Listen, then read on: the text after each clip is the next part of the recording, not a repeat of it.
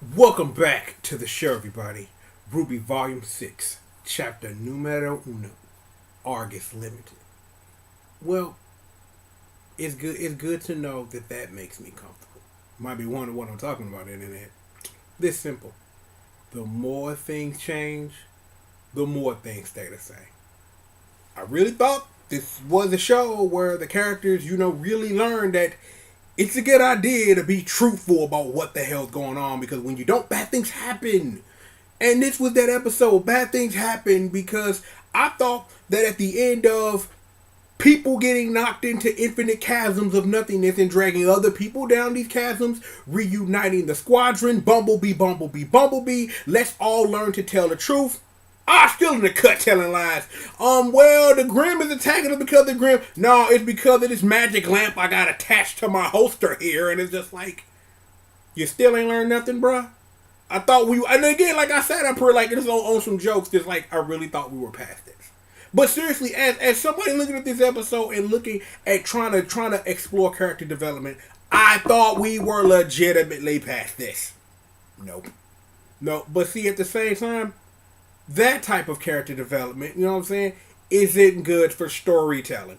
That's just what the truth is. Because see, now that because of how the episode ended, is we not only got this old lady with these Terminator glasses on, but Oz got some splaining to do about the genie lamp on his holster.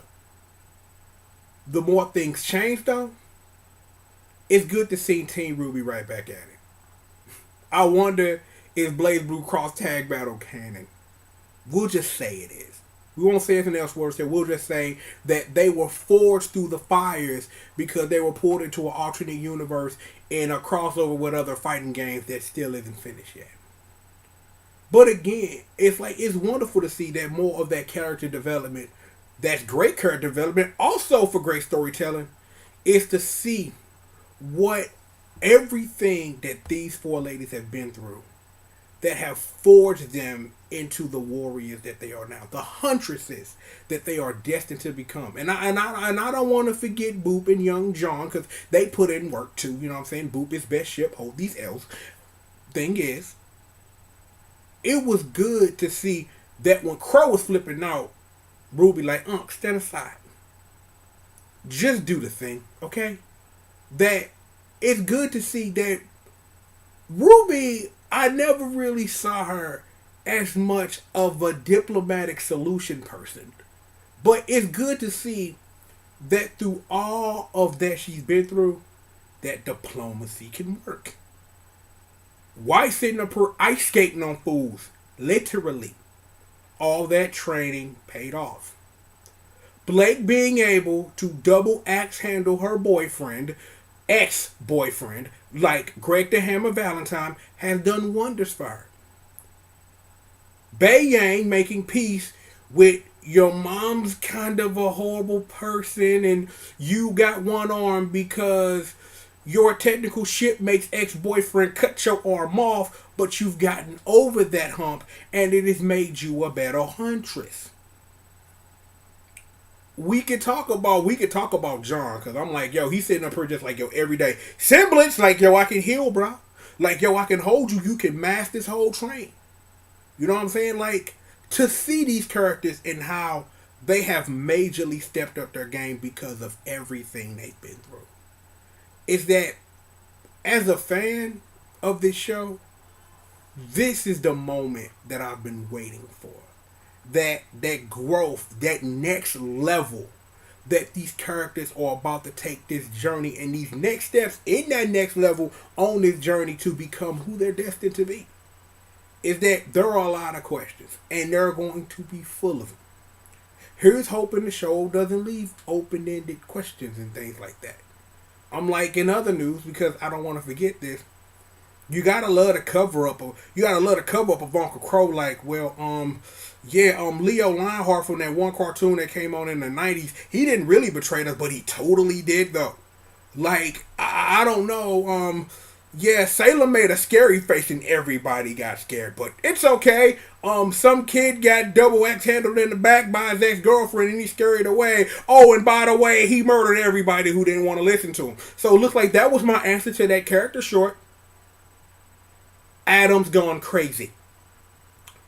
He in the cut like, go put in work. Nah, bro, you got bitched out about your ex. Flash, and it's just like, okay, that makes sense, and it makes sense because again, I talked about it earlier in the character short because remember, we saw that character short, we all did. Adam did this, Strasbourg to infinity and beyond, Buzz Lightyear that ass, double axe handle to the back, stock go down. I bet you Scott Steiner will love the math problem on that. The thing is that when you go down sometimes, the only way to go down is even farther into the hole that you dug. Is that you already know he gonna rear his ugly head any time now. And it's gonna come a time where Bumblebee gonna have to deal with this fool. Like, literally deal with this fool by literally, I don't know, ripping out his heart, shoving it down his throat, uppercutting him really loud, and throwing something at him and slicing him into a million pieces. Cause that's not a threat you can just keep letting scurry away. When I think about it in hindsight now, is that probably wasn't the best idea. Is that I think about the end now of how that ended and how we scurried off, but I think I might have said it in that review and that Bird Replay now. Some real life stuff from Uncle Triple to you. Sometimes it is best to completely decimate your enemy so they don't come back no more. See, if you give your enemy another opportunity and think that mercy may be enough, that mercy may be repaid reverse in kind by you getting your own head separated from your own neck. I don't need this happening to my girls, but maybe that's a lesson they need to learn. Is that you really think again, and more of that stuff stays the same. You would think that after everything that they've been through, everything that we know they're going to go through, and all of that coming, is that sometimes your enemies just have to be taken out. And this is just an instance where letting Adam scurry away, and now that he's gone batshit insane, I think is the professional term I want to use here.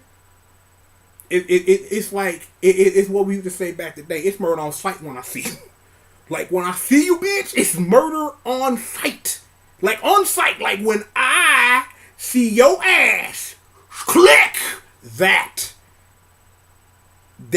not a man you want to mess with. But then it'll technically be 401, but this Adam, so he got some tactfulness up his sleeve and things like that. While we sitting up here talking about Adam, I guess, to go ahead and wrap this up in a magical little bow, we got to say goodbye to everybody. How do I want to professionally say this? They really, really sat up here and it's like, but we live in this world where we confirmed that she's a Camilla lesbian, and that's okay. Love who you love, but you will never get that cat ass. Never, Ilya, never. I respect you for all your life choices, but she is shipped to another. Like, you ain't gonna get a boy Young Neptune no play. Know this, but you can't get that Blake gang. None of that Blake pop. No. Son, though, after all this, he might have a chance yet at him and Blake making super duper Saiyan Faunus babies. So I didn't think he had him in him, but like, I admitted it last season. At the end, like, during the whole thing, I ain't even gonna sit up here and try to downplay what Son had done the past 2 volumes. Boy done showed up. Major. He showed up major. And maybe some of it was because he had an infatuation for Blake. And it's like, you can see that on both sides. It ain't just an infatuation. They have true feelings for each other. We ain't saying they about to go love each other on the level where everything is shiny and brand new, but we have a ship. No. Bumblebee. I just wanted to just do it in that voice, but you get me, though. This was a wonderful episode, but damn it, I'll stop keeping secrets, pimp. Oh, should we talk about D&D top flight security of the world? I get murdered and my arm fucked up, Craig? I think that's about all we have to say. I'm like that gun, one D, we gonna call him D something. It was D something and D other somebody, because you weren't important. You were important. You were here to demonstrate a point. And sometimes you have to have character sacrifice to demonstrate a point. That, yeah, you get thrown off the side of a train because, you know, yo, I got this mace. It got electric powers. We buy, nigga. Nope. No. Oh, no. The Grim come in my arm. Oh, it hurts so bad. You need to be made an example out of. You let the real squad put in some work, man. You's a scrub. You's a scrub. Go sit down, like, man, we time fight secure the world, D. Of the world, man. Go take your ass back to Holy Moly Donuts, man. You make time for this. But yeah, that's about it, I think. I think, let me see. Yeah, that's everything. We've covered everything. Squadron's back together, putting in work. Yo, show looking amazing. New OP dope as hell. It's like, yo, it's going down. We back in RWBY Town, and I really need to get back on RWBY TV. I really do. I really think that I need to. But I need to catch up on a lot of stuff, including shows about ponies, shows about vampires, shows about dudes who shoot arrows, show about fairy tales in Seattle. I got lots of stuff to catch up on. Regardless of that, RWBY Volume 6. Chapter numero uno, August Limited. Thank you all for joining me for another installment of Triple the Guy Speaks On. We've got more show for you. We've got a lot of news. Like, yo, if you ain't heard, my girl Bay is in the building. So if you want to check that out, we got that. And we got some news from like a week and a half ago I need to cover, and some trailer that came out recently that we also need to take care of. So we've got a lot more show for you. So follow the fingers, internet. Sit back, relax, stay tuned. Sit back, relax, stay tuned. Uncle Triple, the Squadron at Team GRF TV. We got more of what you need, and we will have all of that and more right after these commercial messages.